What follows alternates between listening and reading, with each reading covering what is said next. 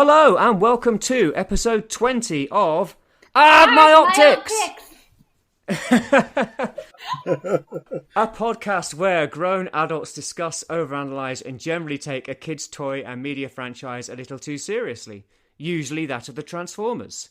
And this episode is no exception, because today we are discussing the UK's premier Transformers convention, TFNation. Woohoo! I am your too old and misanthropic for this shit host, Orion Ghia, and with me is my sickeningly enthusiastic and in his element co-host, Virtual Dave. Say hello, Virtual Dave. Hello, everyone. Yes, I'm very happy about this weekend. Plus, we have a special guest host who you may just have heard screaming "Arg my optics" a little earlier, a fellow TFNation attendee and a significant other of the aforementioned Dave, Virtual Amy. Say hello to our listeners. Hello, listeners. Hello, Amy. So, in case you don't know, TFNation is usually a yearly unofficial Transformers convention held in Birmingham, England in August. And I say usually because due to a pesky global pandemic, it's been missing in action a couple of years. And instead it's been held online, which is no fun at all, right? I don't know. I didn't even attend the online ones, to be honest. Yeah, so Amy, seeing as you're the special guest host, how about you kick this off? Am I right in saying you wouldn't describe yourself as a Transformers fan? You're more kind of, I don't know, Transformers sympathizer? Yeah, I sympathise with, the Autobots' cause, usually. Virtual Dave first showed me the animated film, and I was very confused.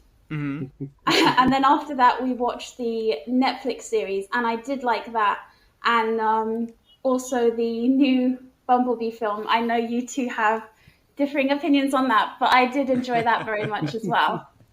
Well, I mean, I think we came to a consensus on that podcast we did about it. Yeah. So your experience of it so far is, well, Dave's collection of toys and the 86 movie and Bumblebee movie. Yeah. And War for Cybertron. Well, I've seen the second and third Michael Bay films. I feel sorry for you. I know. When Dave first told me, my obsession is Transformers, I was like, oh, great, so he fancies Megan Fox, basically. But, yeah. Sorry, listeners. I mean, I don't mean to harsh anyone's vibe if they like it or if they like Megan Fox. I mean, yeah, the less said about the Michael Bay movies, the better, really. I think. So this was your first Transformers convention, and yes, maybe your first experience of the Transformers fandom in real life. What did you think of it? Oh, it was fantastic. I mean, so far I've been to several MCM London Comic Con, and that is what I was expecting from Transformers Con. And I don't know if anyone listening has been to MCM, but MCM is great, but you go through all the dealer halls. It's very crowded, and no matter where you stand at MCM, you are in the way. Mm. But I thought that TFN was very nicely planned out, and it was nice to have a bit more of a low-key convention. There were 800 people in attendance, and it was the biggest attended Transformers Con in Europe. So I'm not saying it's like a small, intimate convention, but it was a lot nicer to have a less crowded space. Yeah. And also I really liked what they did with the panels, where they had a day of just panels. Because at MCM, you find that you're trying to get through all the dealer hall, get all the good stuff before it goes. And then it's the end of the day and your feet are tired and you know that the panel hall is somewhere, but you suspect it's on the other side of the very large convention hall. And you tend to just decide to go and have a sit down instead of... Yeah. I mean, MCM seems very much, it's about the merch. Yeah. It's not really about the panels. It's a Comic-Con in name and name only, really. Mm-hmm. It really is just people going there and buying their Funko Pops and getting various pop culture shite. It's gotten worse. And then heading home. over the years. And of course, I guess there's a big kind of a what is it? Oh, it's gone out of my head for a second. Cosplay scene. There's a big cosplay scene, but that's essentially it. This did seem more focused. Of course, there was a traders' hall, but it wasn't focused on that. Yeah, definitely. It was a really good idea to have a panels day. Yeah, well, you guys went to the whole thing. I was only there for Saturday. So how was the whole weekend for you? It was good. Like Amy was saying, it's a nice structured event. When we were there, we were talking to people about, since it's our first time going, that a lot of other people also really enjoyed the format they had this year, because normally it's in different rooms around the hotel and it's a bit more spread out and things are happening simultaneously. Whereas this time it was all one room, and the dealer room, and that was it. Like, and you could go between the two. Yeah. And it was a lot more simple, a lot more better for you if you wanted to catch a certain panel, and if you didn't, you could go and do something else and come back. Yeah, I mean, the dealer room and the panel room were quite close together, so it wasn't too difficult to kind of jump between the two. I mean, there's quite a lot of kind of walking a bit lost down corridors, trying to find your way at first. But once you got orientated, you were like, okay, dealer room's here, panel room's here, bar's here. That's all you really needed to know, basically. And of course, you could leave whenever you wanted and go get food or whatever. And it's in the Birmingham Hilton Metropole, which is kind of connected to the airport and the Birmingham NEC, National Convention Centre. Which, I mean, I don't know whether you've ever been to a convention in the NEC, but that place is gigantic. The UK Games Expo, that is in there, and it's unbelievable. So, yeah, it was nice being in a smaller place, definitely. I appreciated that. I like the fact that the dealer room wasn't too big. You could pretty much get round there in, like, depending on what you were looking for and how hard you were looking, you could get round there in half an hour and kind of get an idea of who's where and what you're looking at and where you might want to go back to later if you've missed something. Oh, my optics! So you were there the entire weekend. You got there on Friday, and you were there all Friday, all Saturday, and all Sunday. So do you want to kind of talk us through the weekend? I mean, when did you arrive? What did you do? Well, me and Amy arrived the day ahead, which was good, because then we got to settling and we weren't rushing to get to the place to register or anything. We just took our time. So when Friday came along, we registered, went through all the different panels that were happening that day, got to talking to a few people at the end of the day in the bar. In the quiz, we all had to make teams, and just, I don't know if it was coincidence or potluck, the people we were sitting next to or near us were all first timers as well. So we all stuck together after that. Except there was one chap joined our team, Tony, and he'd been a lot of times before, and he was an expert. And he carried the team. sorry, Dave. He really did. Well, that's nice. It's good to have an old timer on the team. It was, yeah. The cup of the team. I think that's good, actually. Putting something like a quiz on the first night is a really good way of getting people to kind of meet each other, isn't it? And get acquainted. I came in on the Saturday, but I mean, I already knew quite a few people who were going anyway. Quite a few people from my group of Transformers collectors that I meet with in Brighton were going, and then of course there was you guys. And there was a few people off of message boards like TFW that I knew were going to be there and I might bump into. But yeah, it's good to get a kind of, especially if it's the first time you're going to a Transformers convention, get kind of acquainted with other people and get an idea of how it all works and what the fandom's like, which, it's one of the nicer fandoms, I definitely think. Everyone's really happy to speak to you, and it's unbelievable how friendly everyone is, really. And, from your first-time people to regulars to people who you might know off of YouTube or off of podcasts, minor Transformer celebrities all the way up to major ones. like all the way up to your James Roberts and your Simon Furmans and your Gary Chalks, all the way up. Everyone was really, really nice, really, really friendly. Yeah, it was really nice, wasn't it? It was such a nice vibe there. Yeah, and it's crazy. Like, even as a kind of Transformers poser fan, I think I made more friends at this convention than I ever have at another convention. Like, there was one night, it was Friday night, I think, just after the convention, we went into the bar and people had just brought along their Transformers to show people. And we ended up having a game of cards with just a bunch of Transformers fans that said hello to us. It was amazing. Yeah, cool. So that was the first day. So that was all panels, and then Saturday you were obviously staying in the hotel, weren't you? In the Hilton itself. No, we were at the Premier Inn. All right, but close by. Close by, yeah. Yeah, because I mean, there's quite a few hotels on the NEC/airport land, as it were. Apparently, we were only like 10 minutes away, but because of all the stuff happening with the games, there are a lot of the different pathways were all blocked off. Yeah, so for your information, listeners, the Commonwealth Games were held the weekend before this particular convention, before TFNation, in Birmingham.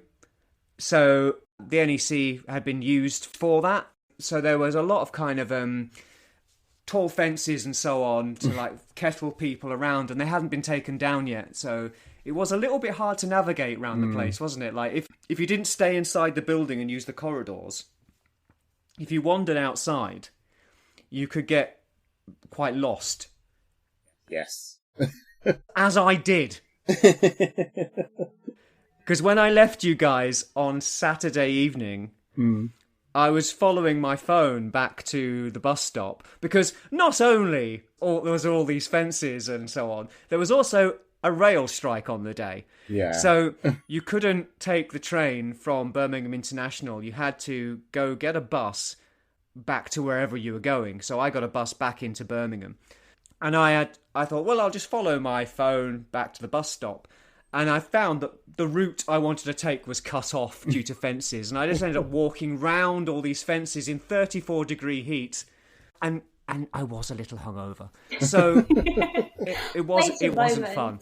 How could you get hungover with the Hilton drinks prices? Oh, I was drinking the night before. Oh, I see. Yeah, and I was still struggling a bit. I was struggling the entire day. I kind of scuffed myself. I should have definitely... If I do it again, I'm not going to drink much the night before, if at all. So Saturday, I came in on Saturday, and I got there around about the same time you guys got there, didn't I? Yeah, roughly? we got there a little late. Yeah, and I registered, and you were very lucky. Yeah, you didn't get that late, because you were right at the front of the queue for getting into the Traders Hall. Yeah, I mean, because as soon as we came in for the opening ceremony, it ended, so we got up and walked out and was in the front of the queue for the Traders Hall. I forgot, there was an opening ceremony, wasn't there? So you just walked in the opening ceremony, it ended, you left. So you were the first in the queue to get into the Traders Hall. And I was very lucky that I just came along and kind of squeezed in with you. And no one seemed to mind. So we went in the Traders Hall, which I thought was great. Mm-hmm. Do you want to talk us through what was in there? Everything. I mean, I don't think there wasn't too much that if you were looking for something, I'm pretty sure you would have found it. Especially official stuff. Maybe some third-party stuff wasn't there. But if you were looking for, anything from G1 to Unicron Trilogy to RID to... I mean, goodness knows, anything, probably even Rescue Bots, you could find it all there. It was quite a spread. Yeah, there was loads. I mean, you had Kapow, In Demand Toys, Space Bridge, Toyfu, and a few other traders that I've got the little program here with me at the moment, so I could probably tell you. But, there was a lot of people there selling all the way from just came out yesterday to came out in 1984. And the entire spread. Yeah, lots of kind of second-hand and new stuff. You are right, there wasn't as much third-party as I'd kind of hoped for. Yeah. Unless it all got kind of swept up in the morning. Yeah, because there was an early access, and you had to pay extra for that, and it was quite expensive, the early access. I think that's probably what happened, because there was people were coming out with so many bags of stuff. And then I did see a lot of third party on the tables in the bar later on, so maybe... Yeah, I mean, there was third party there, but unfortunately nothing I wanted. So, I mean, I had a little list, and nothing actually came up on my list, so I didn't buy an awful lot. I bought a few gifts for people, but nothing toy-wise for myself. So Traders Hall, and then there were more panels. 3 or 4 more panels, and then there was the ClubCon, which that was the point at which I left because I had only bought the day ticket. Because originally I wasn't really planning on coming. I've been to Transformers conventions, but the last Transformers convention I went to was, I think it was Auto Assembly 2008. Wow. So almost 15 years ago. And that's the last time. And that was around about the time the movie came out and ruined it for me. So I didn't go again for a while. Well, I didn't go again until this weekend that's just passed. And that was a smaller affair. It was in Birmingham, but it was at a different hotel, a little bit close to the town. And it wasn't nearly as big. And all the traders were in the same room as the panels. Oh, right. So it was a little bit more... Yeah, it was a bit more intimate, as it were.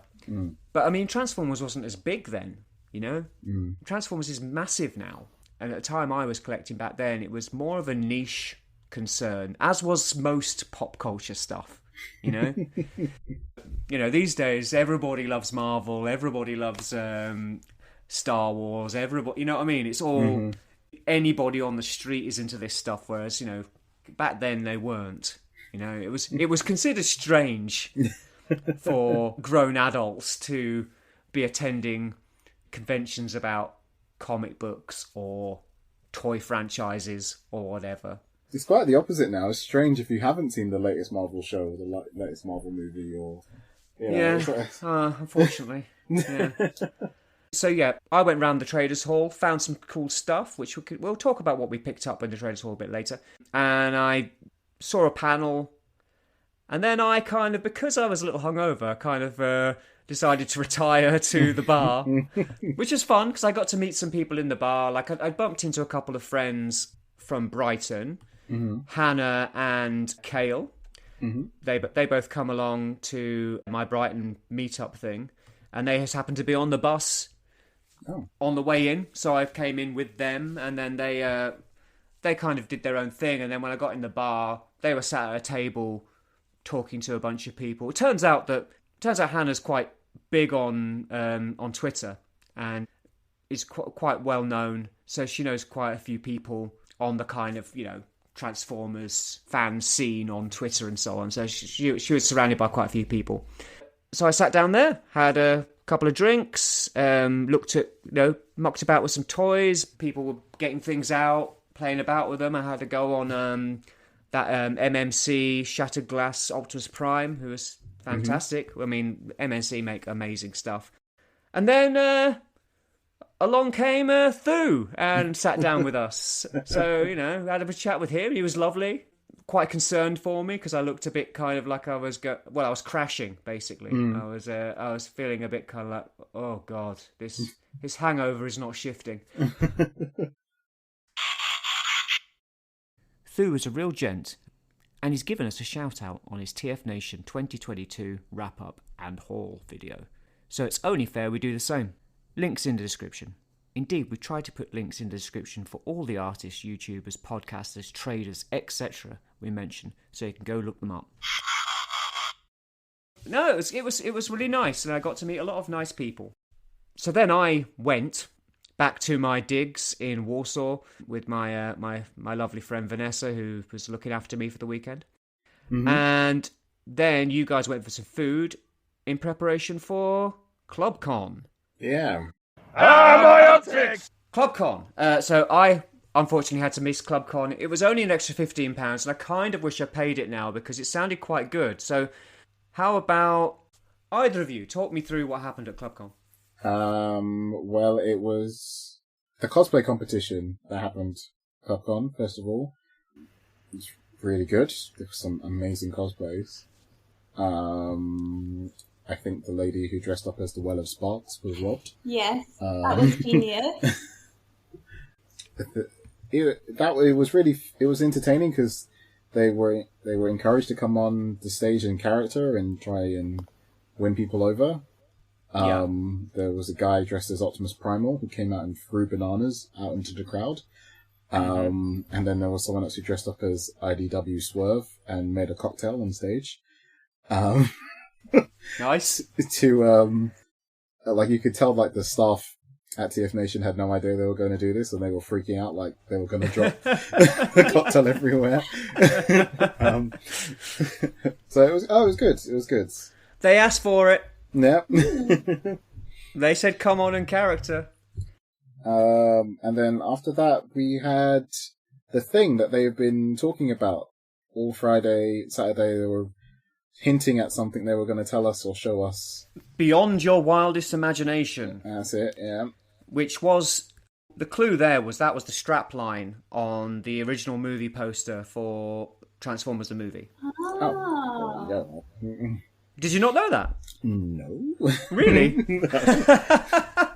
Well, that's the thing. Like, I was kind of speculating with Andrew from the Brighton group about what it would be. Because I was saying, do you know what this is? And he's like, well, with it being the strapline from the movie, maybe it's something to do with the movie. But you got to watch the movie on the first night, didn't you? They showed the movie. They did, so it wasn't going to be them showing the movie. Mm. And if you look at the schedule, it's like half an hour of Beyond Your Wildest Imagination, then like half an hour of a quiz show, and then half an hour of Beyond Imagination, and half an hour of another bit of quiz show, or I think there was also the results of the contest. Yeah. The contest.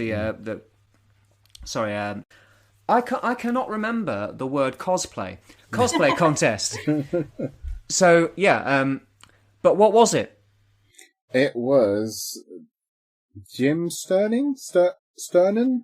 How do you say his name? I don't think. Yeah, go on. Go with that until I found his real name. Him and Chris McFeely presented the first rundown scripts of the Transformers the movie, and they had the artists there like visualize what was written on screen for us to follow. It's Sorensen. Jim Sorensen. Yeah. So as I understand it, they got hold of an early version of the script. Yes. And they got some information on some of the early designs and all that kind of stuff. Mm-hmm. So they basically got together with a bunch of artists and mocked up what it would look like. Correct. And then they kind of talked you through how the movie might have been. Mm-hmm. Because there were a number of rewrites. And we spoke about this when we did a podcast on Transformers the movie around about Christmas last year.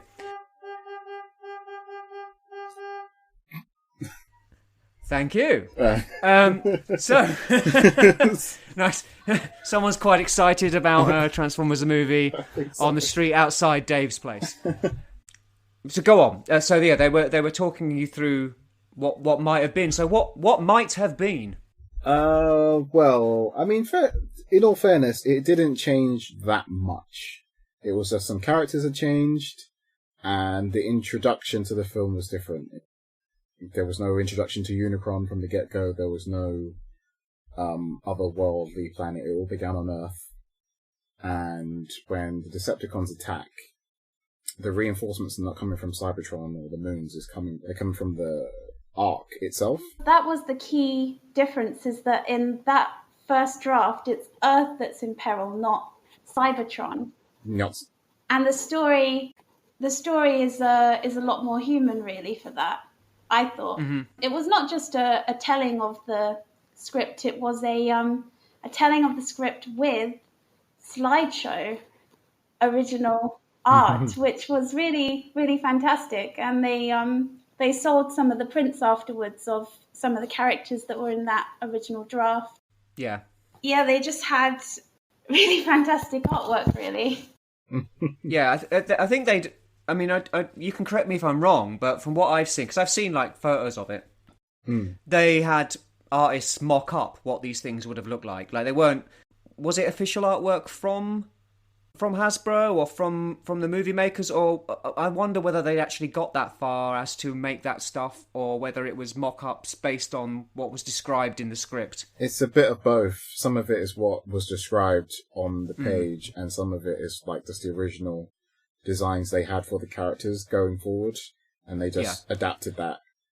Like they had the original drawings for Magnus, which they used for Orion packs, but they didn't go with the color scheme. Obviously, they went for the Delta Magnus color scheme just to be different. So there was some creative license going on.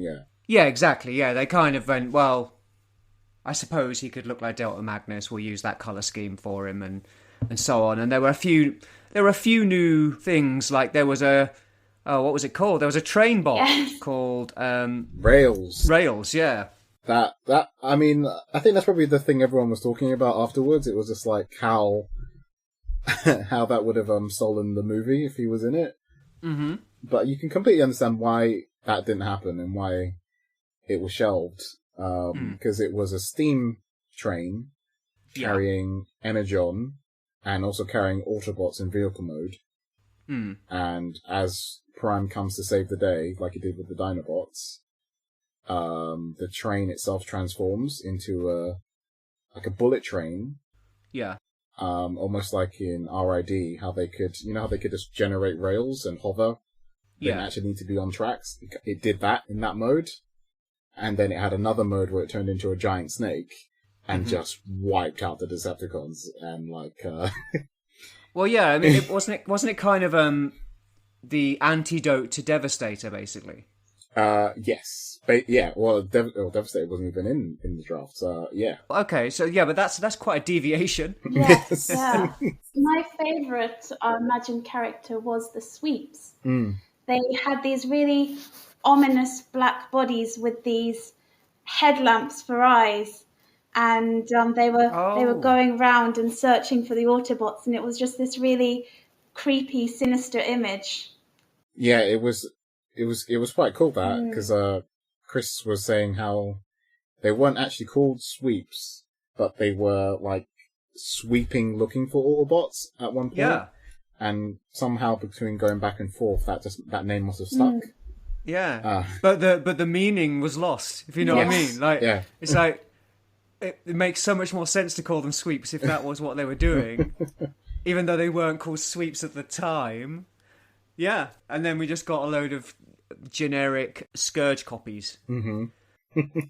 So it's very interesting. And I know that there was loads more. Wasn't there stuff about the Matrix was like a tiny little Optimus Prime ghost in a bottle? Yeah. Apparently it predates the Creation Matrix in the comics. And they all said that it was very unclear about where the name came from and who actually, decided to have that as a name in Transformers lore, as it were. Yeah, it wasn't a physical thing. It was just like when the leaders die, they became like little ghosts on themselves. And it's mad, isn't it? For the Decepticons, Megatron's was called his Essence. Yeah. And Prime was the Matrix, and but some of that's still in the film. Like he was meant to die. Megatron was meant to die in a hole full of all Decepticons past. Yeah. And that's where past leaders or past just leaders. Yeah. And that's where Coronation is for Starscream, and they have those statues. That's what they're meant to be. So it was interesting just seeing what got cut and what stayed. I mean, I think the biggest change is the ending with Daniel playing more of a part in saving the day. Well, there were a lot more human characters, weren't there? There were many more. There was a lot more. And Daniel wasn't the son of Spike. Yes, he was. He had his mum played a part in it, but not his dad. We didn't know who his dad was. There was like this thing they were doing with Wheeljack and RC as well, which was almost kind of. I heard there's some really off-color kind of bad kind of misogyny stuff going on with Wheeljack and RC. I mean, it kind of. I wonder if that's why they have that shot of RC really sad when Wheeljack's body is like lying dead in the movie. Could be. Yeah. I thought it was really cool because I think it would have given RC more of a role, a character in the film. Yeah, like a thing to be doing. Even though with all the stuff that Will Jack was saying to her, for the way they described it, it sounded really good. Yeah, I'm glad that was cut. Because it's things like, oh, sheesh, fembots, that kind of stuff. Like, yeah. Well, I think the thing about their arc from what I heard at the panel or what I heard at the dramatic retelling of the first draft is that RC is really doing a great job. She's pulling her weight, and he is just kind of stereotyping her. And I think that the intent of it was to kind of side with RC and to kind of take a humorous outlook at it. Like, he's saying, "Oh, you're finally pulling your weight," but really, she's been doing it the whole film. Yeah. And I think that's what was good about it, because as the audience, you know she's doing it, and like there is kind of a resolution at the end between the two of them, so it kind of paid off. Yeah. But you do worry that little boys will watch and think, "Oh, Wheeljack is cool, and Wheeljack doesn't like girls, therefore I don't like girls." Exactly. So which I'm kind of pleased that part of it kind of got taken away. There were some different designs as well, weren't there? Like Cup had a different name, and he turned into a tank. Yeah, I think he was called Tanker or Tanker. Tanker, I think it was. Yeah, and there was some Autobot called Chemo or something that shot chemicals. Oh yeah, yeah. It was. There was a lot of characters that were introduced, and then either disappeared, like Rails disappeared, and then as they kept saying in the show, like then he was never heard of again. Like he was never seen again. Yeah, well, that's something they say on TF Wiki a lot. And then we never saw him again. Yeah, some of the descriptions of Generation 1 episodes on TF Wiki are hilarious because they just say, at this point, the Constructicons turn up for no reason, and then they do this, and then they go away, and we don't see them again. Like things like that. I guess with it being an early draft, I suppose they hadn't really worked out where things were going with some of the characters. Yeah, because it was, as far as I understand, this was written really early on. Like the scripts were just written for the first season. Yeah. So like characters you wouldn't expect. So I guess they tried to use new ones so they could kill them off if necessary. And actually, not a lot of characters died. Thinking about it. Well, it was like you say, it was written before season 1, wasn't it, or somewhere around there. Somewhere around that time, and the movie was in development really early on, as we spoke about on our podcast about the movie itself. So I guess the closer they got to making it, they became more kind of focused on which toys they were going to phase out, which toys they were going to phase in, and then that became the point at which they decided who was going to be in the movie, who were going to be the stars, who were going to be sidelined and killed or whatever, so we could move on to the next year of Transformers toys. I think that's why they said that it was unusable, because they introduced a lot of new characters, or characters were done up in new aesthetic and new designs, but then they were killed. So it was like, you can't introduce new characters and kill them. You have to kill the old characters. Yeah, exactly. So that new ones can take their place. There was also a really good scene with Springer, who've been completely redesigned to be like, I think he said in the description that he was meant to be to look and have the jaw of like Arnold Schwarzenegger or something. Right. Like he was meant to sound like Arnie, and he was just this massive buff robot.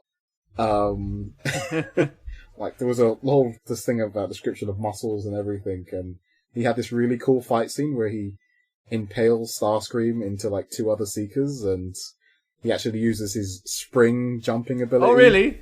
In the fight, yeah, it was which we spoke about in the comic books when we were talking about City of Fear, and how that was kind of like rammed in there to kind of tell us why Springer was called Springer.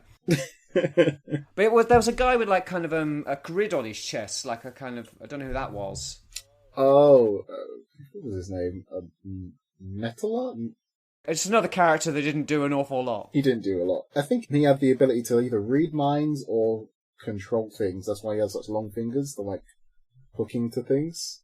So I guess it's kind of similar to Chrome Dome in the way he hooks up to people. Well, I suppose, and also if it was written pre or around season 1, at the beginning of season 1 of Transformers, everyone had special abilities, didn't they? Like, Skywalker could teleport, and Mirage could make holograms, stuff like that. So it's not surprising that they were maybe still using that whole idea of everyone having kind of a superpower.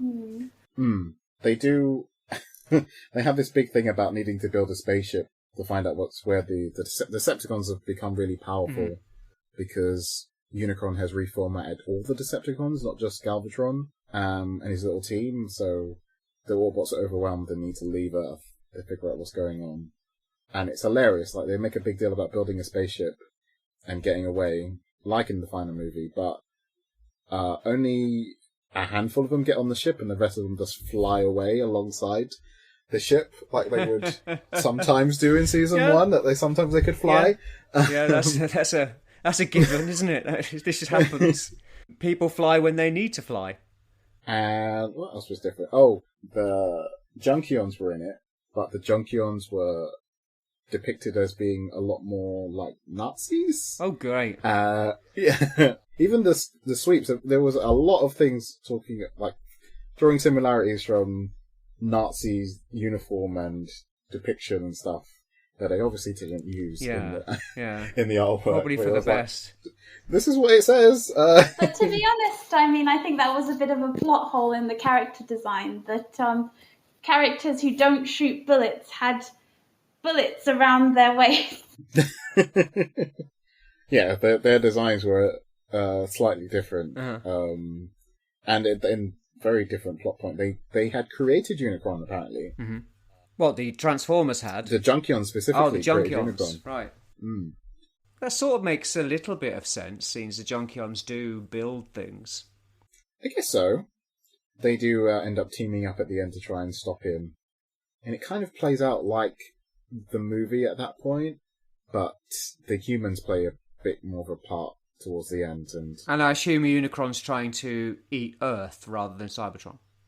Yes. Which does kind of make more sense, and it was good that we watched the movie the day ahead. That they showed it's fresh in your mind. It was.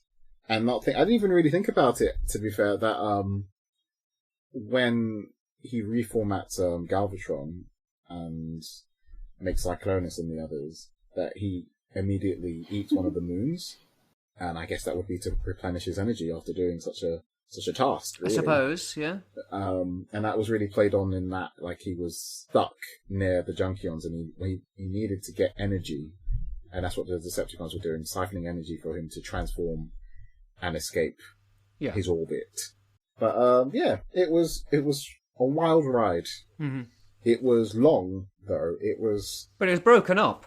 It was broken up, but it was still like we had 5-minute breaks in between. Yeah. And I mean, even I was edge of my seat wanting to hear it, but even I was like, yeah, I did. I'm getting tired. I did see a few accounts on TFW saying it was a little bit long and a little bit too much. I mean, it was a long day of fun. Yeah. And it was a shame that people were a little bit sleepy towards the end, because one of my favourite parts about the reading was that there was one part that was played word for word from the film, because it's just so perfect and so funny, and that's the bar weep, Grenard weep, Ninny Bong joke, where they use it and then they instantly befriend the big scary robots trying to kill them. And I just love how every draft knew that did not need changing at all. Yeah, well, that's fair enough. I mean, it's become one of the most well-known phrases in Transformers fandom, hasn't it, now? And almost to the point of it being annoying. But yeah, so the movie ended roughly the same. What was the ending? They obviously needed the Matrix to save the day. And Galvatron at that point had Prime's Matrix around his neck. But in this case, obviously, it's actually just a little ghost version of Prime. Yeah. In a jar. Yeah. Around his neck. and they need that to stop Unicron. Not quite sure why. Kind of like the final film. And it can only go in a specific part of Unicron in order for it to do this. I mean, they do make so many... we were talking about how there was references to Star Wars. Apparently it was a lot more blatant in this draft that they were like, this person is like this person from Star Wars. This is going to have the secret hatch for him to blow up Unicron, like in Star Wars. This is actually written in it. I'm not surprised. I'm not surprised at all. I mean, you can see it even in the final version, So it's not surprising that maybe they did remove some of that a little bit. So just because I thought, well, this might be a bit too much like Star Wars. They had there was one only Daniel was small enough to fit into the place to stop Unicron, so he had to go in with the Matrix and stop him. The ending was a little weird and vague because there was pages missing. There was they said they had almost everything except 2 pages, and those were some of the bits from the end, so they weren't sure why things happened the way they did because bits were missing. Some creative license had to be used a little bit, I guess. Yeah, it was different. Well, I wouldn't be surprised if eventually TFW put the panel up as a thing to watch, maybe. Hopefully. Oh, I hope so. Be good to do. So, yeah. It seems Jim Sorensen and Chris McFeely had done so much work on it. It'd be good to have that as a kind of a document, as it were, to refer back to at some point. My optics! Okay, so I guess after that you all went and had a beer and socialised. We did. We went to the bar again and met up with some of the people from earlier in the day. Talked to certain celebrity people roaming around. Yeah, that was interesting because we were there for quite a while. We were there for quite late on Saturday. Oh, sorry, we forgot something. After the movie telling, we had the live performance from Gary Chalk. Yeah. Oh yeah, of course. That's what was in the evening. Yes, yeah. Not only is Gary Chalk a smooth talker, he's also a good singer as well. And he did us a concert. Great. Well, I mean, if you've got him there and he's got his guitar, why not? Yeah, it was funny. I only had a very tenuous link to Transformers with him being Gary Chalk, but it was a great way to round off the evening, rouse all the sleepers, and it was told us a very interesting story about how he can only play right-handed guitars with his left hand. Right. Yeah. A little bit like Jimi Hendrix. Well, there you go. He's just like Jimi Hendrix. Jimi Hendrix was left-handed, but he played a right-handed guitar. I see. He just turned it over and played the strings backwards, or he strung it. Because left-handed guitars weren't so easy to get hold of at that time. And he when he first started, he was quite poor, I believe. That's what Gary said, yeah. He just once he knew how to play. So he's basically the Jimi Hendrix of of voice actor jazz musicians. Yeah, basically. Yeah, well, I mean that's an accolade. Yeah. So so once that was all over, you went and had a few drinks in the bar with people and met a few people. Mm-hmm. Yeah, that was fun because I think after the first night it was a bit daunting and it was a bit overwhelming, really. Just not only being around all the Transformers fans, but being in walking distance of YouTube celebrities or other people that people would know or recognize their voice if you know anything to do with Transformers. Mm-hmm.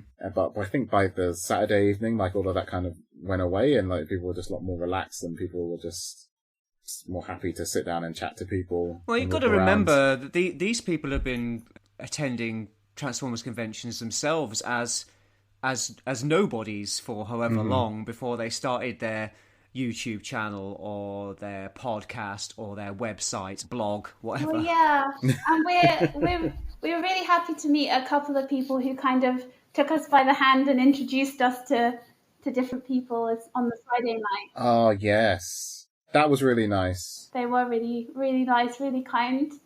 And on the Saturday night, that was when, after the quiz, we'd met a couple of first-timers. So we got to hang out with them and just to enjoy the night, really. Have one drink only. Just one. Just one. And You millennials. well, Some of the tap water after we that. met some Gen Z. So Wow. yeah, real newcomers to the Children. to the fandom. They're probably born after I went to my first Transformers convention. Not far off, I would think. Yeah. It was actually that was another thing. I was surprised on the Saturday when I was walking around the dealer room that there was children there, like not young children, not even like teenagers. Well, they were probably there with their dad. Oh yeah, obviously. I mean, I'm not. I don't think children were just there on a school trip roaming around the hotel. Yeah. I mean, like, yeah, they were obviously with their parents, who are either one half of the parents were into or both, or both. But it was quite sweet because there was little moments you would glimpse of kids just being really excited about getting a Transformer or something, and it's like, yeah, I mean, and that's a surprising thing about the difference between the last time I went to a Transformers convention in 2008, I think. I definitely went to 2006, and I think I went to 2008. There was no 2007 auto assembly. Maybe it was 2005 and 2006. Anyway, I went to 2 auto assemblies very close to each other. But, like, the difference in the attendance, like, back then it was almost exclusively male. Mm-hmm. Almost. There were some women there, but not a lot. Mm-hmm. The fandom of Transformers was just 30, 40-something males, generally. Cisgender white guys. Mm-hmm. And the diversity now is unbelievable. It's fantastic. Like, there's so many people there from all sorts of backgrounds, all sorts of ethnicities, ages, genders and sexual orientations, etc. Loads of women there. It really felt like the fandom's kind of moved on a lot, which I thought was really great. Yeah. Yeah, it wasn't until Jack talked about it in the IDW panel that you really started to take note, or Jack Lawrence, that there was a lot of people that he had spoken to that day with their different accounts of like how much his work and obviously James's work meant to them. Yeah. And it was really nice. It was a really nice speech in the way he put it. It was. Yeah, he did choke up a little bit, didn't he? Which was it was quite heartfelt. I mean, it's something that James spoke about with us when we interviewed him on the last podcast, and he said he's seen the fandom changing as he'd been attending these things. So, yeah, it was great. My optics! So, on Sunday, what did you do? Well, Amy and I had a lie-in, really, on Sunday. We were late. So we missed Stamp of Approval 2, where they talked about the new stamps that Royal Mail are bringing out for Transformers. Yeah, because there was a panel about that on the Saturday, wasn't there, as well? Mm-hmm. Yeah. Yeah, we didn't go to either. No, I kind of wish I had, because I didn't realise that they were UK comic book artwork stuff. Mm-hmm. And I think James Roberts had a hand in some of it, wrote something for it or whatever. So, yeah, it was a shame, really, because I might have picked them up, actually. Oh, well. So you missed that. What after that? Yeah. Well, after that, we went to the dealer hall, didn't we? We didn't go to many panels that day, but we did go to the dealer hall and talk to some of the, just talk to some celebs, Well, yeah, I mean, you fulfilled my orders very well. Mm-hmm.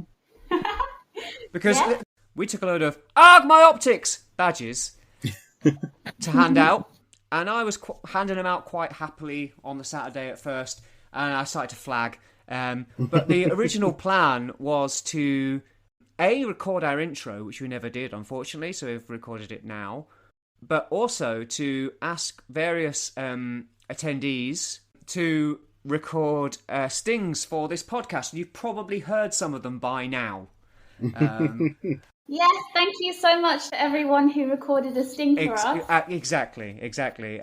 You did a great job. You got loads of them, and there's going to be a little montage of the remaining ones at the end of the podcast as the music plays out. I have to give a big thank you to everyone who did give me the time to do it.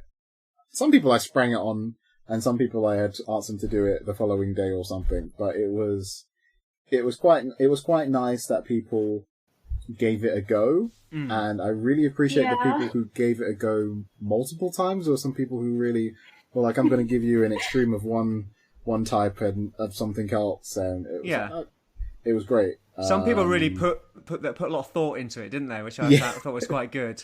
It really did. Yeah, and it was really nice, and it was another reason for me to stop being a fangirl in the corner and introverted, hiding, introverted to talk to people. So it gave me a reason to go up to certain people and see. So I did you a favour. You did. Yeah. There was one chap when we approached him and asked him to read out my optics. He said, "What's my character's motivation?" Yes. Just imagine that someone stabbed you in the eye or whatever. Yeah, I think we said your motivation is that you want to go outside in the quiet and shout. Fair. No, it was great. You did a great job of doing that. It was really nice because I got to a point where I was giving badges out to people and telling them about the podcast and stuff, but they had recognised the badge. And, it got to a point where people were like, oh, we've heard about this, or we saw some Twitter posts about it. Yeah. And, it was starting to get around the con almost organically, as it were. So that was quite interesting and nice. Yeah, it's good stuff. Well, I think it was Jack Lawrence wore our badge.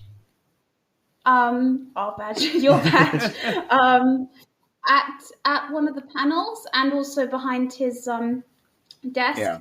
And a few people said to me, "Oh, Jack Lawrence was wearing that. I wondered what that was about." Yeah. That was so cool of him to. It was very nice. I mean, I gave him the badge on Saturday. I kind of went up and met James, met Jack, and Simon Furman, and gave them badges. And when I gave it to Jack, he went, "I'm going to put that on right now." And and then 30 minutes later, he was on stage doing a panel.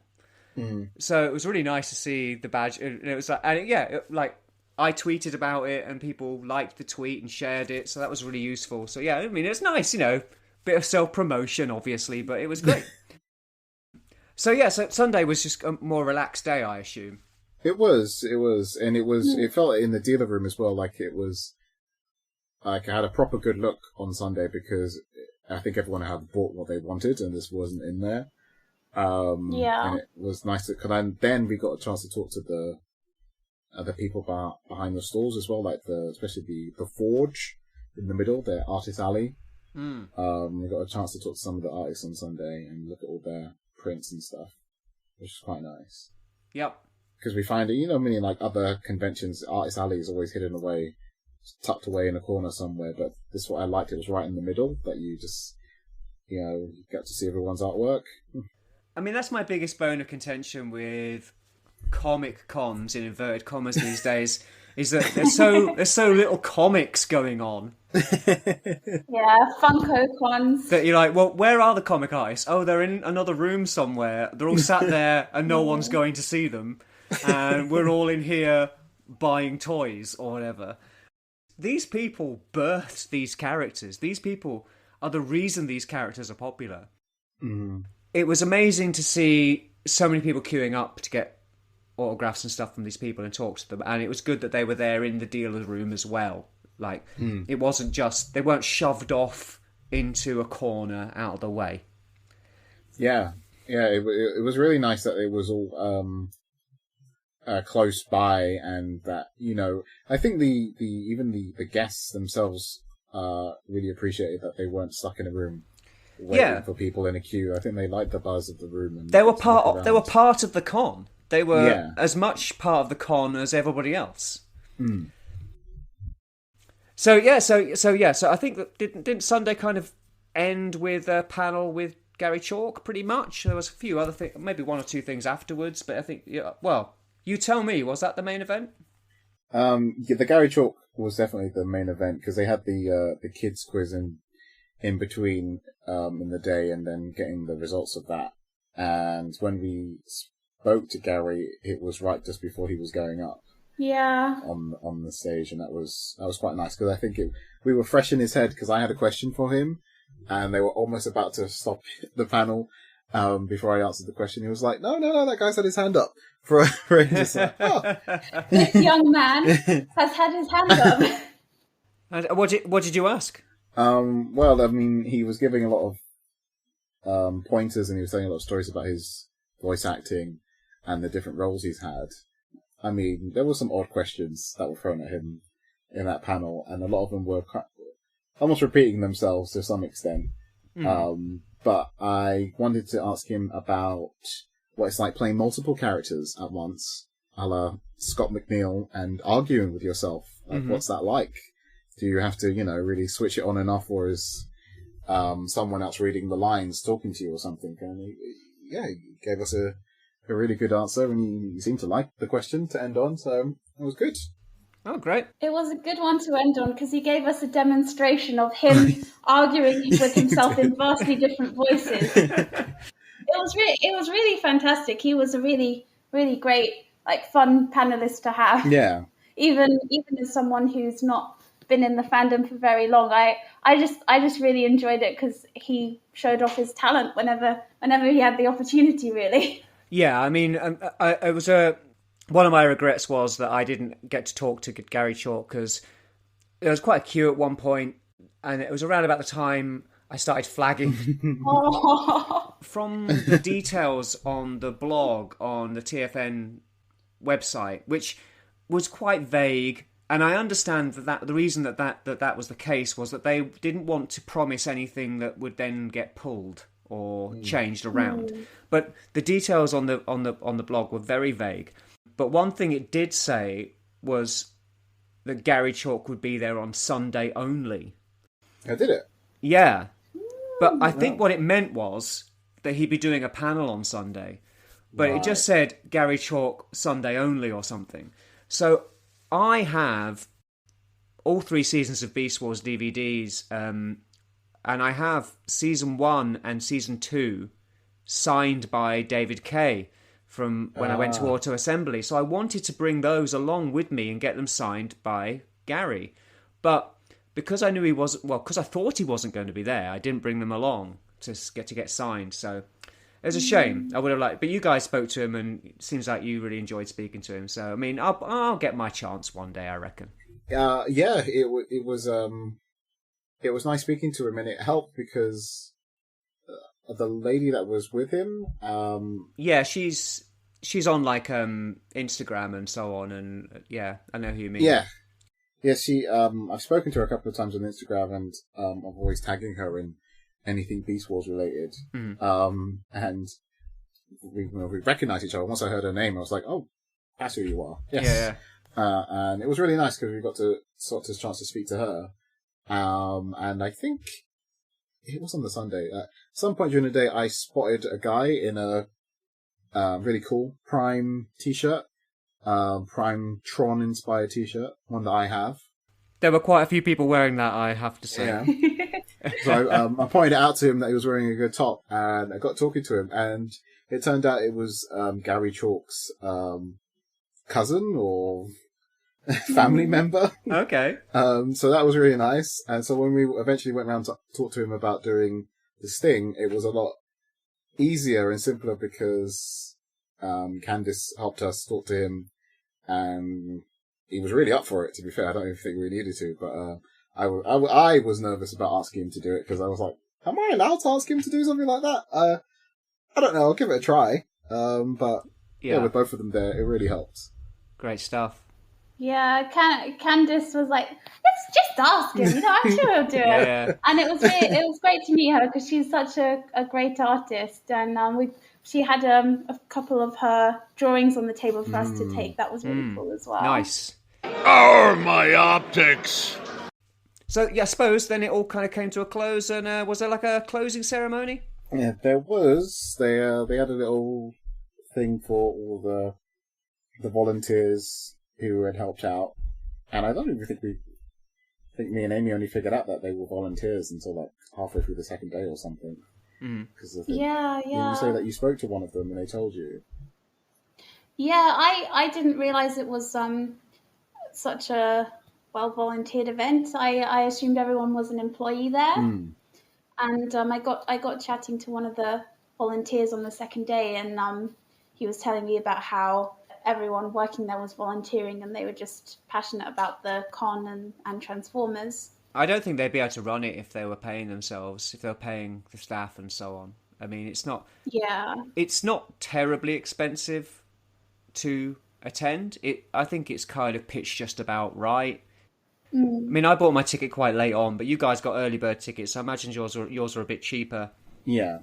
But it was only, I think it was only about 45 quid for me to attend for the day, which I think, I thought I got my money's worth, even if maybe I could have maybe taken more advantage of it.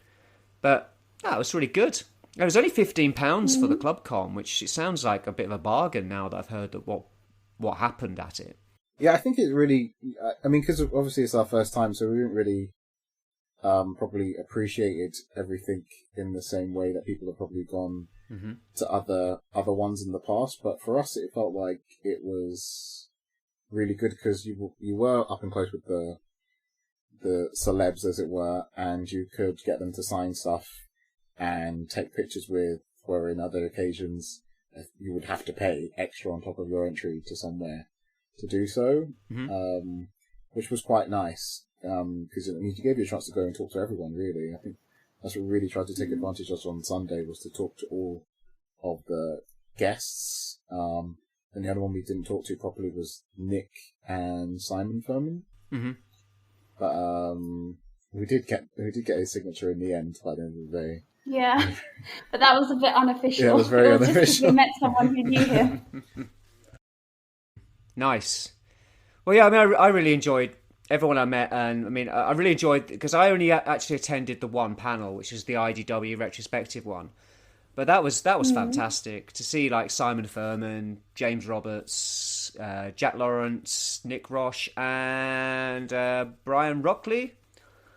All of them together and talking like through the IDW years working on the comics. Because, like, in my opinion, that's been the best thing that's happened in Transformers in the last, well, probably since Beast Wars. Maybe animated, but like, the IDW comics are so fantastic and such a great bit of Transformers media, and I'm so glad they exist. And it was great to see pretty much the architects of that on stage all talking together, and you got a lot of the kind of some of the stuff that we spoke to James about when we had him on the podcast.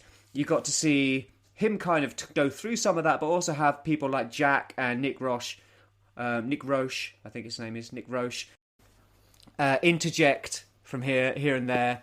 Nick Roche is really entertaining. He was like the rock star. Like he had such a long queue. Everyone wanted to talk to him. Well, he's an amazing artist and a great writer. So yeah, I mean, and he was the IDW rock star for quite some time. Like, you know, yeah, no, it was great. Really enjoyed that.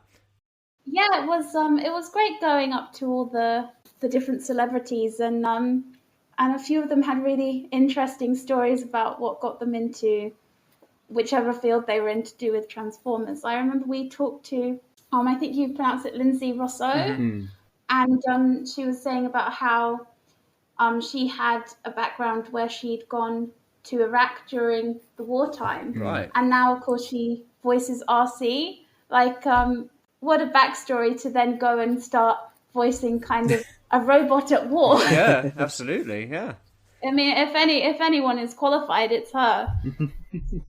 And we got to talk to Nicole Dubak and Brian, I think you pronounce it Brian Holfeld as well. They were really interesting, kind of talking about what it's like to write for not just a cartoon, but also a toy franchise, and how it being a toy franchise affects the writing, and how they have to promote the toys and everything in advance. Yeah, it was really cool just hearing about behind the scenes and everything that they go through to bring us Transformers. Yeah, those two were great. They really they were so great. Yeah. I don't know what you would call it. They had like a really cool dynamic between the two of them. The way they would tell you stories, and one would start and finish it, or someone would forget something halfway through. It was they were really sweet, the two of them. So Great. they were nice to listen to.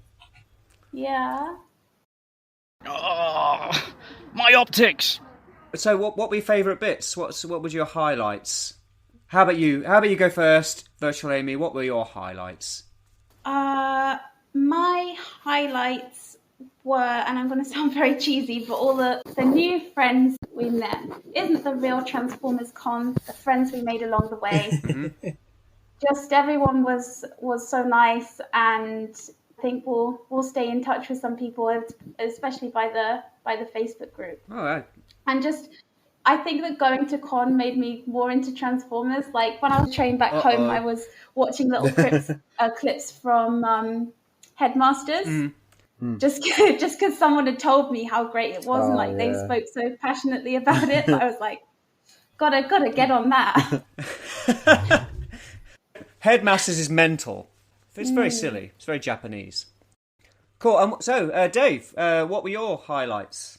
Not too dissimilar from Amy's. It was really nice meeting Transformers fans face to face and having really nice, calm discussions, positive discussions about Transformers, whether matter what you liked, what they were looking for, what toys they prefer. It was really nice just to sit down and chat to people who get it. I didn't have to explain myself and tell them the difference between the movies and the cartoon or anything like that. It was nice just to talk to people who, Amy's right. There was a guy who was really excited about Headmasters and wanted to talk about it. It's like, yes, someone who gets it.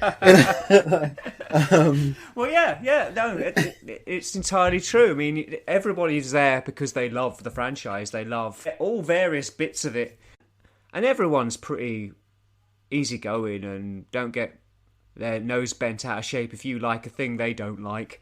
It's all the same bag of tricks, isn't it? It's just done in different ways. It was really nice as well like Amy was saying, we made friends with people, but I think we were kind of lucky to make friends with almost the right people who had been going there for a long time. Because there were certain people who we spoke to who helped us, introduced us to other people, or they invited us to tables with other people who we all got along with, or they told us the best person to talk to about certain things. We had bumped into the gurus, as it were, of at least the bar, and it was really nice to, I don't know, have some sort of guidance, as it were, because it wasn't, once you come out of any of the panel rooms and anything, it wasn't there was any TFNation staff really telling you what to do or anything. So it was nice that people were saw us standing there scared sheep in a corner, and they're like, come sit down, or come talk to this person, or whatever, There was a lot of people who did that, and it was really nice and very welcoming. Yeah, great. I got the same kind of vibe. Wandering around the dealer room, I got talking to people just randomly. When we got into the dealer room, I kind of wandered around looking at various stuff, and I ended up finding some old issues of the old Marvel UK comic, and I was flicking through those, and a guy kind of went flicking through the other stack, was like, oh, what are you looking for? How many have you got already? And and we kind of got chatting about our collection of. He had more than I did, and was like, oh, he's looking for particular issues and so on. But it was really great, that kind of camaraderie, and he wasn't like. He was like, oh, there's more over there, And I'm like, yeah, I know. I saw you looking through them, so I thought I'd let you get your fill first. And he was like, oh, that's great. But yeah, just speaking to various people, and obviously I bumped into some of the people from Brighton. Andrew, who is known as Nice Sideburns on TFW 2005, who sold you a Make Toys Jazz at one point. Mm-hmm. Yeah. He was there, and he was really, he really wanted to help me meet people. So, at one point he was with somebody else from the 2005 message boards. So he kind of said, "Oh, this is Loose Cannon from the 2005 message board," and Loose Cannon meet Orion Ghia, and then in the bar with Hannah and Kale, they were really, they had lots of friends of theirs that I got chatting to. So it's really good in that sense. It just felt like a kind of really kind of friendly, open environment where everyone just enjoying the thing that they loved. Yeah, it was really. I mean, as we were saying, it's so different from anything we've experienced in a con where people are just so. I mean, not that people are not nice, but it's just that people are really. You thought it was authentic type nice, you know. It wasn't like just being nice for the sake of it. People were generally like. You got the vibe that this was almost like a family reunion type of thing, that people who hadn't seen each other for like the 2 to 3 years. Yeah. Mm-hmm. Yeah, it was a really nice vibe and atmosphere. Yeah. It was nice that we got to. It was the first night, wasn't it, Amy, that we actually got to share a cab with another couple. Oh yes, yeah. Who turned out to be one half of a podcast to do with Sonic the Comic.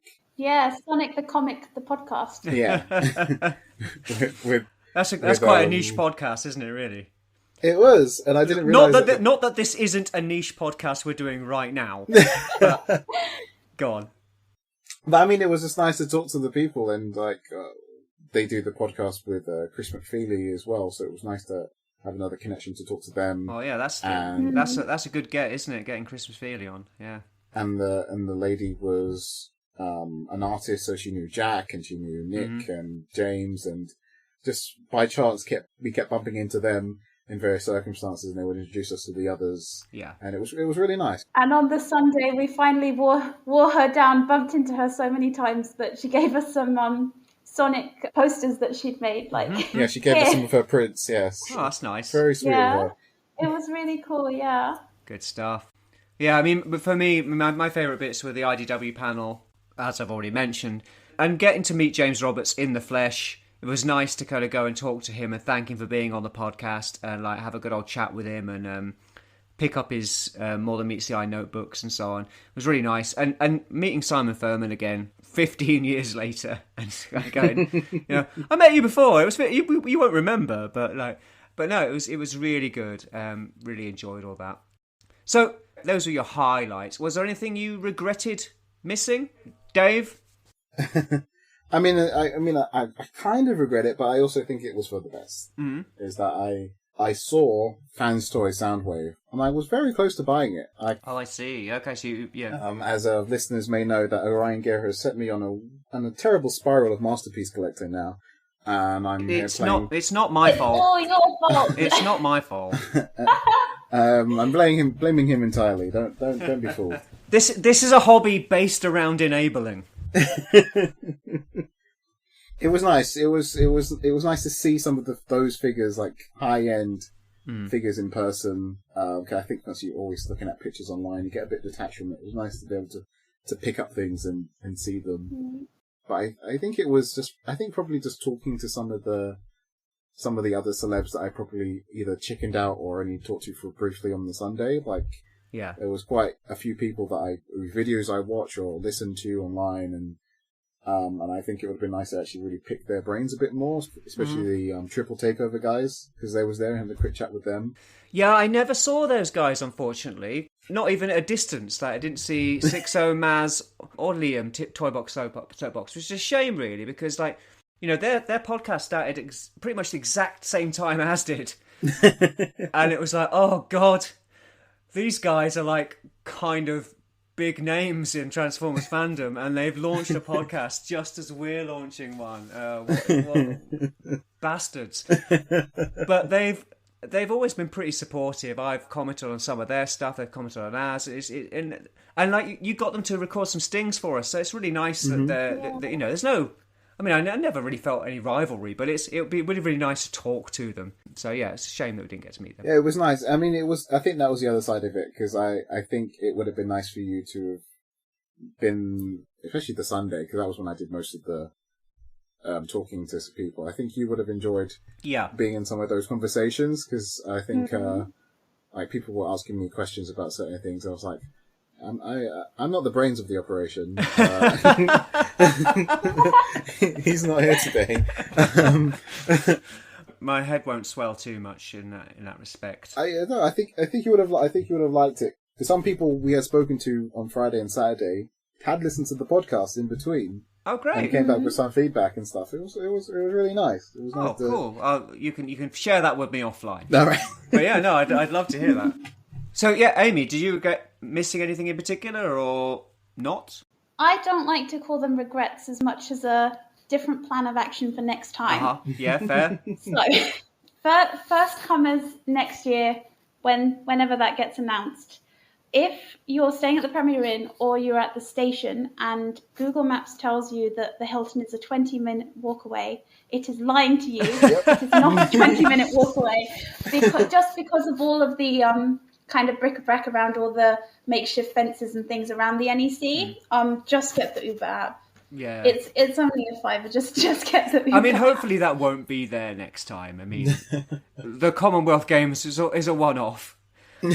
Probably won't happen concurrently, but yes, I understand that. The whole complex is a bit of a rabbit warren, isn't it? And it's very confusing when you're in there because it's a purpose-built convention space, really. Conference space, and it all looks the same, and it is confusing moving around the place. It was so difficult going around with our luggage because we were so lost. We were thinking we were going to end up walking on the airport runway or something like it. And there were so many people in high vis. We thought someone would stop us and we were walking into somewhere we're not allowed to go to, but we went pretty far. Yeah. To the point that someone with a nearby business saw us and just gave us a lift to the hotel. Wow. They could tell we were so lost. That's nice. I know. It was really nice. We just wandered onto a construction site and we must have looked so lost and defeated that the manager just came up to us and a friend of his was like, go on, give them a lift. And then we got a ride in a Tesla, so... Lovely. Yeah. Oh, very nice. Chauffeur driven to the hotel. It was a pretty eventful first 30 minutes in Birmingham. Well, there you go. You can go back to London telling everyone how lovely everyone in Birmingham is. Yeah. Sure I will. Although we met people from all over. It was people come from far and wide to go to TFN. We met people from America, someone from Norway, from Scotland, all over. Yeah, I met a Canadian who thought he was American. Well, he was talking and someone said, "Oh, you from America?" And he went, "Yeah." And then his friend went, "No, you're from Canada." And he's like, "Oh yeah, sorry, yeah, I'm from Canada." Yeah. They probably think that we haven't heard of Canada the same way that Americans haven't heard of Wales. Yeah. He said, "Well, I'm from North America." This was Go-Go Andy Robo, a genuinely lovely guy and talented artist. I think he was just a bit tired and opted to accept American as close enough. Link to his Twitter, which is @GoGoAndyRobo, in the description. But yes, second plan of action, bring drinks. Yeah. If you like to have a wine with your panel talks like I do, then bring some with you because it's very, very expensive at the Hilton. Yeah. And they're really good there. They gave us free tap water and friendly there. Definitely buy a drink there, treat yourself. But yeah, bring some lemonade, something like that with you. Yeah, the queue for the bar was quite long, wasn't it, at times? So that's it as well.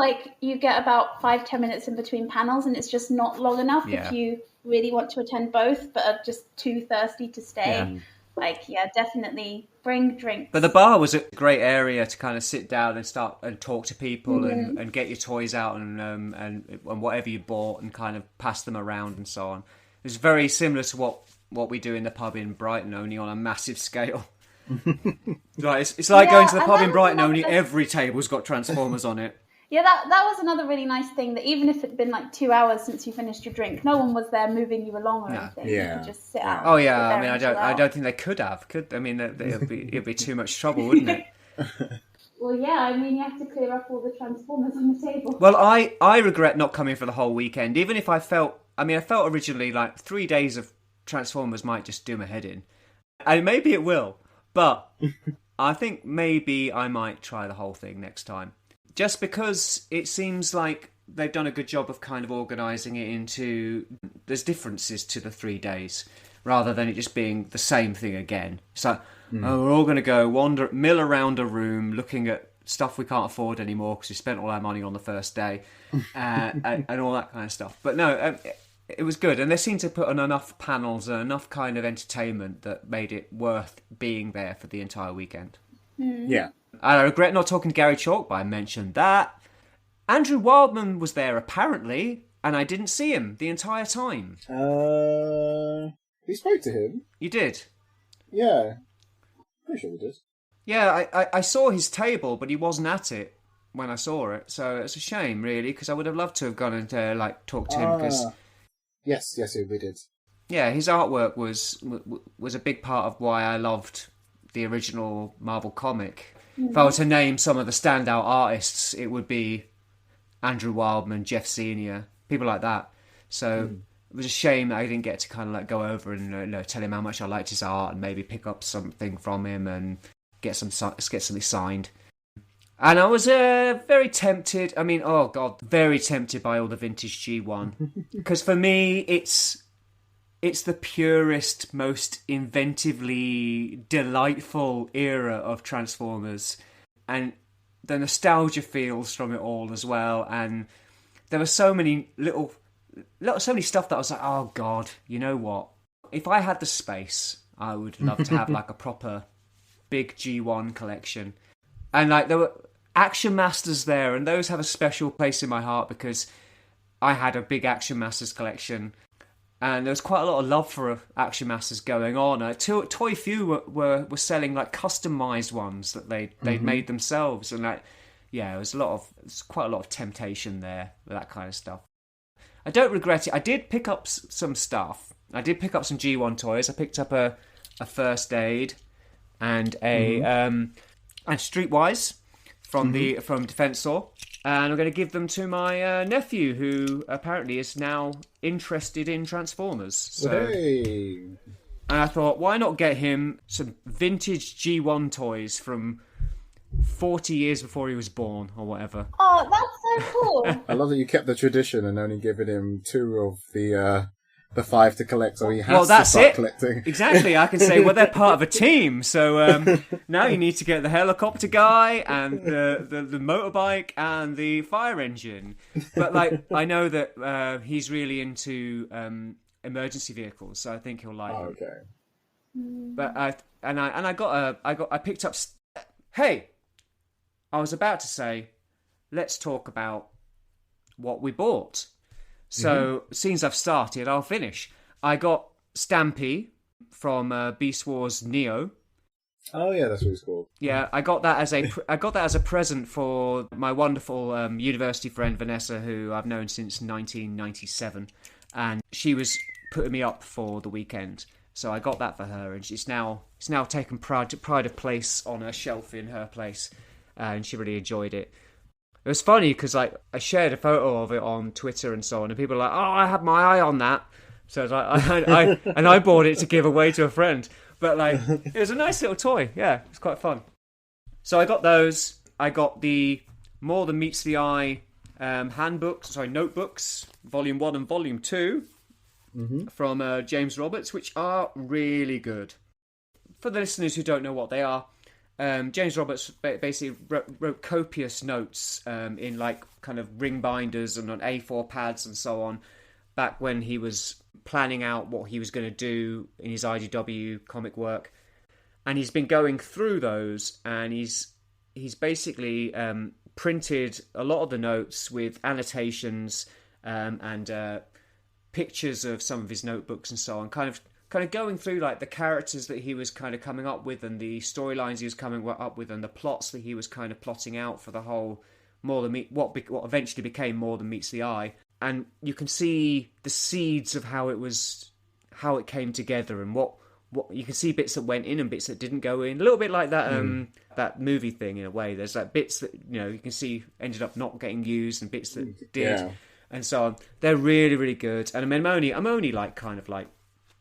maybe 10 pages into the first one, but it's a really good read. I'm looking forward to delving into those. So I got those from James Roberts. Jack Lawrence has a couple of series Bibles, one for Lost Light and one for Wreckers and Beyond, which are basically just kind of character studies, pages and pages of of character studies of various characters that he drew in the comic when he took over as the main artist on James Roberts' run when it became Lost Light. So you've got all sorts in here. There's Perceptor, and then the second one is more kind of other stuff he did later on. So Wrecker's stuff and so on.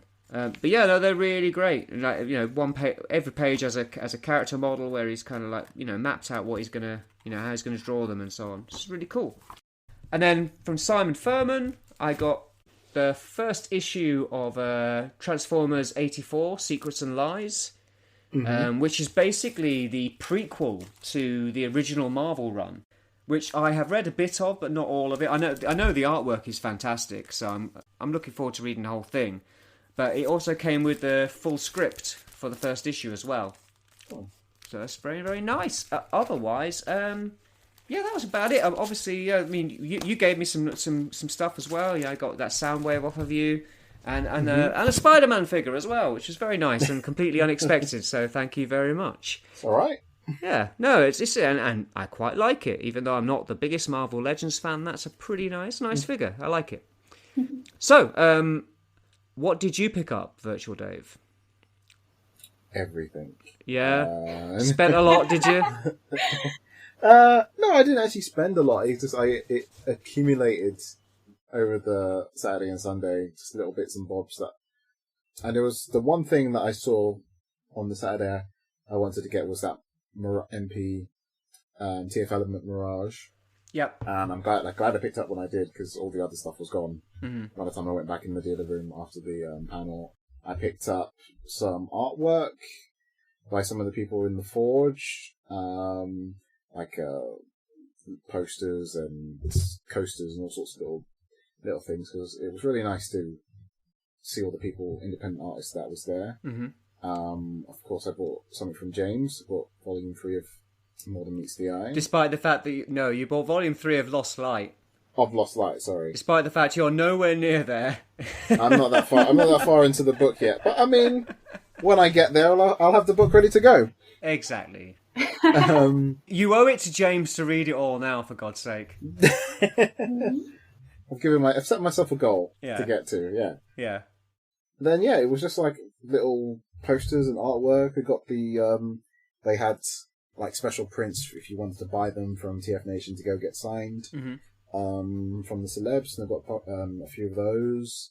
Got some artwork from I'm not gonna remember his name. Chris something. There was another really big artist that was there in the Forge. He didn't have a panel. No.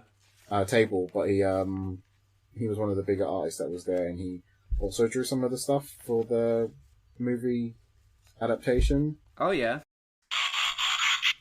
Having done a little digging, we've surmised this is Chris Carter, who contributed some amazing artwork towards the Beyond Your Wildest Imagination presentation. Twitter handle @DriveR. We put that in the description too. I think I got the stamps thing as well, and also picked that up because it was also going towards Toy Foo. Got a couple of things from there as well. Yeah, I mean that's something that should be said. Like all the Toy Foo stuff, all the money goes to charity, so that was a big plus point to buying stuff from Toy Foo, and they had some great stuff. It was some really cool gems that was there. It was nice because we got a chance to talk to Nick on the last day and had a little chat with him about why he set it up and how it all came to be, and how it came from like this one little table at Auto Assembly to it exploding. I mean, they had a whole aisle to themselves, really. Yeah. It was quite impressive seeing it all in person. And they kept bringing new stuff out as well, like throughout the day. I noticed that things would disappear and then more stuff would come out to replace it. It was quite nice seeing all of the it was like the BotCon stuff. Like there was just things that I would never see in person. Yeah. Like just random or Japanese import things that I would just never have the opportunity to see firsthand. That was what's nice looking at the table at Toy Food. Yeah, I mean the old me, the me who went to auto assembly would have lapped a lot of that stuff up. I would have probably spent a lot of money. And I say luckily, a lot of the stuff that on my list just it wasn't there, you know, like I wanted to pick up, there are a few MMC things I wanted to pick up that weren't there. There was a Carnifex there, and he was kind of low down on my list as kind of, if I can't find some of the other stuff, maybe I'll get him. But by the time I hadn't found the other stuff, that had gone. So I was like, okay, fine. Yeah, so I didn't get much toys. I'm surprised you didn't buy more toys, to be honest. Yeah, I mean, I didn't, toy-wise, I think I just got the Mirage. I bought that Studio 86 Spike in Kapow, and even though I'm selling some of my Unicorn Trilogy figures, I bought an Armada Red Alert, because I just never had that deco before, and it was quite nice to experience that figure again, with all of his gimmicks and pop-out features. Yeah, I didn't buy too much. Looking back on it, I posted some pictures. It looks like a lot, but really a lot of that is like just the other fluff that you could pick up from the tables. You bought a lot of t-shirts. I did buy some t-shirts. Yeah, there was a guy there. I forget what his name is. Lucan Tees. And I saw people wearing these really cool prints. And it was obviously someone had done them. It wasn't just like the t-shirts I was wearing, which was just off Amazon or something. It was someone had really made them. And when I think we met him on the first night, but I didn't know he was doing those t-shirts in particular. But he did say he's the only one there selling t-shirts, so I should have realised. Yeah, he was a nice guy, and he had some cool ideas. And I was talking to him about like all of his different designs and how he likes to do Transformers, but he likes to do it out of the box. He doesn't just want to have Prime and Megatron. He likes to have Arachnid from Transformers Prime in like a Spider-Man pose, so it looks like it's the Spider-Man logo, or he likes to think out the box when he does his designs, and they're all pretty cool. So I did buy some. Good stuff. Yeah, no, it was. Oh, go on. I was just going to say it was funny watching your resolve slowly crack across the weekend. I don't think you bought anything on the first day, although there was only one stall trading that day. I remember I said to you, at least get the TFN t-shirt, and you said, I have too many black t-shirts already. And then on Saturday you bought 3 black t-shirts. But the dangerous thing was Dave was saying to me, there's this £200 figure that I really want. No. £200 in one day, no. And then I was just watching him, like every so often his eyes would go out of focus and he'd have this look of agony, and I knew it was just wondering, have they sold it? Can I still get it? No, don't get it. Was that a Robot Paradise acoustic wave or whatever it's called? It was indeed, yeah. Because one person had it for slightly cheaper, and I think that evening I went home, and I went back to the hotel and like really checked again, like, is this the best price to get this thing? And it was still there on the next day, but it was gone. It had gone before my resolve broke. I mean, I had it, and you could have bought it off me, but you just weren't into it at the time. I really wasn't. Because I sold it, because I prefer the original MP. A controversial opinion, I know a lot of people really like it, but hey, let's not get into why I don't like it, tune, etc. Yes, it's obviously it's fan toys, it's a good figure, but £200 good? Not so sure, you know? It's nice. So you didn't get it in the end, obviously. I didn't get it, and I think it was part of my subconscious of why I didn't buy it straight away. Yeah. I put it back, and I walked away, and just thought about it in the distance. I think there's a risk with these things of just buying things because it's there. Yes. And then you get home and go, oh, I don't know if I should have bought this. So, I don't know, is it better to regret the things you bought or regret the things you didn't buy? Well, luckily I don't regret anything I bought, so that's good. But the only other thing that was there that I might have got was those KOs I told you about. They had KO Ratchet, Ironhide, and some other stuff. But you gave me your normal advice about KOs. Yeah. Well, I mean, there's nothing wrong with buying KOs, but you know, get the official if you want it. They're not that expensive. They did have an official MP10 in there, just him on his own. I think helps. That was tempting because obviously I've not experienced that figure before either. It's a great figure. It's a fantastic figure. It's well worth picking one up at some point. I mean, I've sold mine, and I do miss it. Yeah. So, Amy, did you buy anything? Yeah, I got a few bits. I am a big fan of nerdy and novelty jewellery. Right. And I was not expecting to find any at the con because I thought it's Transformers, it will be all men there. But not that men can't wear jewelry, of course, but I just thought, nah, they won't have my kind of thing there. And they did. And I got some charms and badges from, there was a store called Norfolk Miniatures. And a store called C&C. I got some like little charms from there as well. I got a couple of posters. Which store was it that I got the posters from? I forget the name of the store. Do you remember, Dave? Oh no, I don't. And that's the one I was talking about earlier. That's the one that Gavin was at. Gav Spence. Gav Spence was at. Yeah. From Transformers Reviews Done Quick. That's where we met Brad, isn't it, Amy? Yeah. Well, I'm sure that the listeners who went to TFN will know which store it is because it was the one where they were giving out Matrix charms. And I saw the Matrix charms and I knew I had to have one. And you could get one with any purchase. So I was like, you know what, I'll be a nice girlfriend and buy Dave a present. So I got you a poster so that I could have the charm. She got me a nice TF animated print. Which is quite nice. And then you ended up buying a comic from there and getting a charm as well. So now we both got one. Yeah. I think those Matrix charms are based on the die-cast Matrix that came with the Battle in Space set. And they also came with an Optimus Prime as well. So they're basically a reproduction of an official Transformers piece of merch.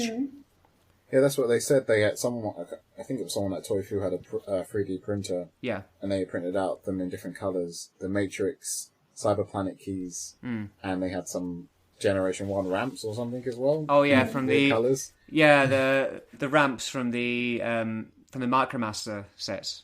Yeah, I think that's what it was, yeah.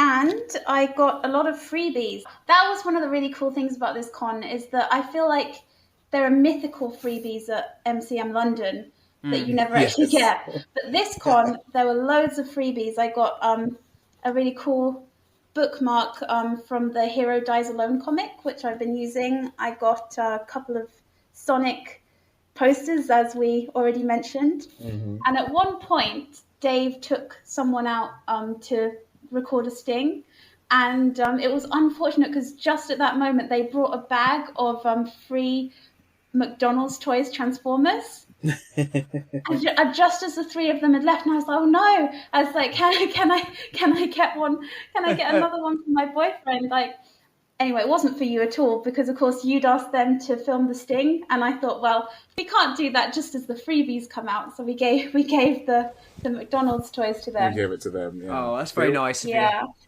but I got an arachnid toy. Yeah, that was cool. And let me see what else.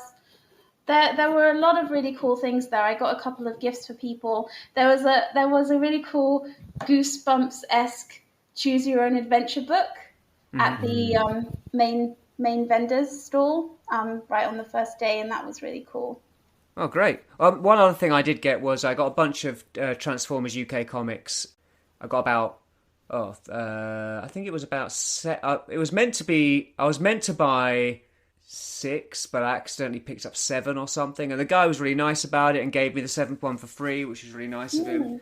And just filling in gaps. But it was good because I took those to Simon Furman and I said, just choose a few and sign them. And he was very, very gracious to kind of, But yeah, he was like, oh no, this is a great one, the one with the wreckers on the front. So he signed that and so on, and it was really cool. So I got those, I picked those up, and they were cheap. They were really quite well priced. So it was good. I'm slowly filling out that collection. I liked when you went up to James Roberts and you were getting him to sign the books, and you told him about the comics as well, and he had already had like a pile behind him. Yeah. He was like, I cherry picked them first thing, don't you worry about that. He'd already been in there, picking out his the ones he needed, That's a nice perk of being a celeb, as it were, or one of the guests, I guess. Yeah, he had he had a small pile at the back because he's slowly trying to get like a perfect collection, isn't he? Oh, my optics.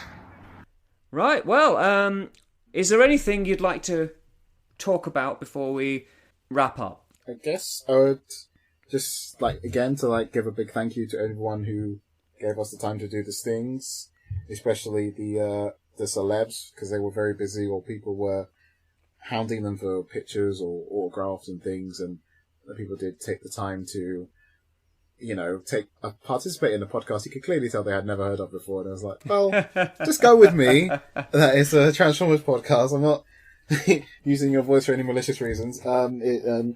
It was really nice. No, I second that. That was fantastic, and they're all great, but there were some really great ones in there, which you will have heard throughout this podcast. And like I say, I will put a medley of the remaining ones towards the end. And I'd also like to mention, Gary Chalk he filmed a little advert for us. Yes, yeah. I know. Yes, he did. In fact, I'll probably use it as the video, the little short clip that goes up on Instagram and so on for the episode. I think that's the best. That's got to be the best bit. So I'll definitely use that. Will you be going next year? Yeah. Definitely going next year. Yes, 100%. They're doing some sort of mini con in Manchester. In March or something, and yeah, I mean, maybe never been to Manchester. Yeah, I'll probably skip that because Manchester's a bit of a distance to go. I was just going to say that it was nice to, even when the convention had finished and bumping into people on the way home, that you were still like, hey, TFNation, or seeing the wristbands or the t-shirts that everyone had bought. There's loads and loads of positive feedback I saw on social media, so I think it was a success. I mean, I went into it as I normally do in a very cynical way. But it was like, I don't know if I'm going to be up for this, and even coming up to it, I was like, why have I bought a ticket for this? Friends of mine were in Paris, and I kind of thought, we could have gone and done that. But no, I really enjoyed the day, and I am up for going again, and maybe doing the whole weekend, because I felt like I missed out on some of the experience by only doing the Saturday. So yeah, I'll be back. You did miss out. Well, I think that's about it, isn't it? Really. So yeah, we all liked it. We all enjoyed it. It was very good, and it was like you say, it was a really great way of kind of meeting a lot of people from the fandom, talking to a lot of people you'd not met before, talking to people that you maybe have seen on YouTube, or people that have written or drawn comics, or involved in Transformers in whatever other way, and kind of just chatting with them and being there on a kind of level pegging with them all, and no one was too pompous or up themselves. It was just really nice. I enjoyed it, and I will probably go again. My optics! Wonderful. So, didn't we do well? Did you go to TFNation? Did you enjoy it? What were your highlights? Let us know on social media and all the usual places. You can find me in particular on Twitter and Instagram. I am at Ghia Orion and Orion_Ghia respectively. And Dave, where can they join your growing fan club? Well, I go by Virtual Dave 26, mostly on Instagram, but you can also find me on Twitter. You'll find me. We, as in I, need to give Virtual Dave and Virtual Amy special thanks for knocking it out of the park promoting the podcast at TFNation by both handing out the badges and recording the really excellent stings from the likes of the Triple Takeover lads, 60 Maz Liam, aka Toybox Soapbox, the legendary Chris McFeely, Jim Sorensen, the all-around nice guy Gav Spence from TRDQ, the loquaciously verbose Stu Adams, and of course, the big bot, the boss monkey himself, the one and only Optimus Primal, Gary Chalk. You really played a blinder getting him to record that lovely little sting for us, and the little advert thing. It was great. Oh, it was his idea. Yeah, I mean, that was not scripted by us. He went off and he did it. He did a wonderful job. I'm so chuffed with that. Amy, thank you so much for joining us and providing your astute musings on a bunch of adults making a big deal out of toys and shit. Thank you for having me. You're absolutely welcome. I hope it was as enlightening for you as it was delightful for us. Oh, thank you. No worries. You can come again.